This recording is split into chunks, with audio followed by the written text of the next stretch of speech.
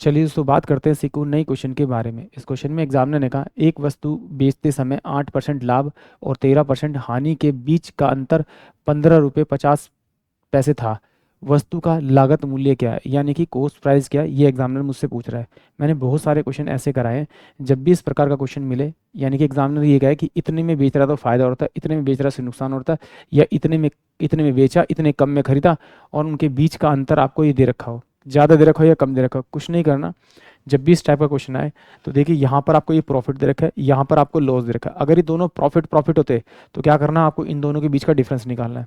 और अगर दोनों अपोजिट है तो दोनों को ऐड कर देना। जैसे ही ऐड करेंगे तो 8 और 13 कितना होगा, 21%। जो ये 21% आया, इसके बराबर में ये डिफरेंस वैल्यू वैल्यू रख दीजिए, क्योंकि ये इसके बराबर होता है। तो 1155 बाय में आप इसे 10 लिख दीजिए। फिर क्या कीजिए, इसे काट दीजिए।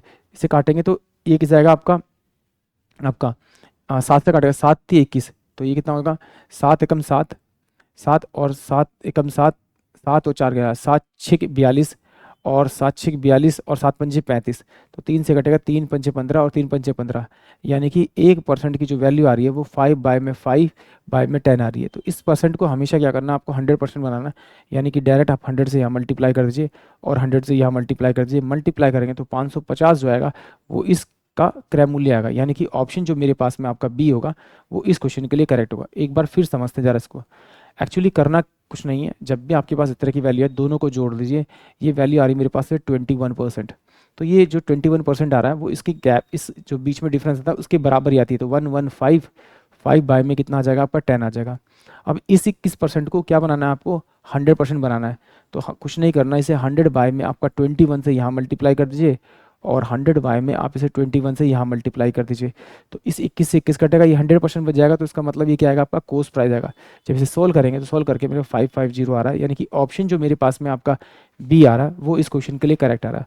और अगर इस तरह से नहीं करना, समझना ही है, तो आइए फिर समझते हैं एक्चुअली में क्या किया। मान लेते हैं कि उसका कॉस्ट प्राइस कितना है, क्रय मूल्य 100 रुपये है। तो वो उसे बेच कितने में रहा है, आपका 8% के लाभ पे बेच रहा है। तो इसे 100 रुपये की चीज़ 8 रुपये ज़्यादा बेचेगा, तो बेचेगा कितने में, 108 रुपये में बेचेगा।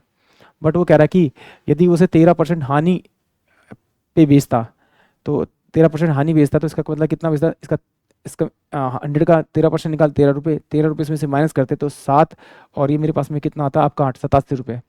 यानी कि 108 रुपये वाली चीज़ अगर 87 में बेचता, तो उन दोनों के बीच में जो डिफरेंस आता अमाउंट का वो इतना आता। तो दोनों का डिफरेंस निकाल दीजिए।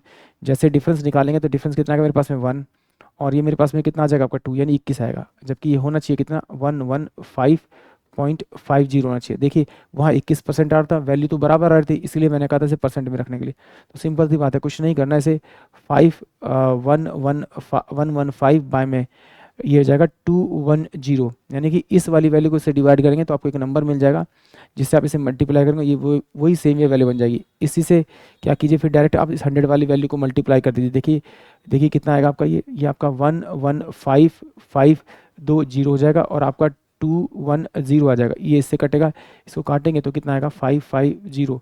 यानी कि ऑप्शन जो आपका बी होगा वो इस क्वेश्चन के लिए करेक्ट होगा। आई होप आप सभी को क्वेश्चन समझ में आया होगा।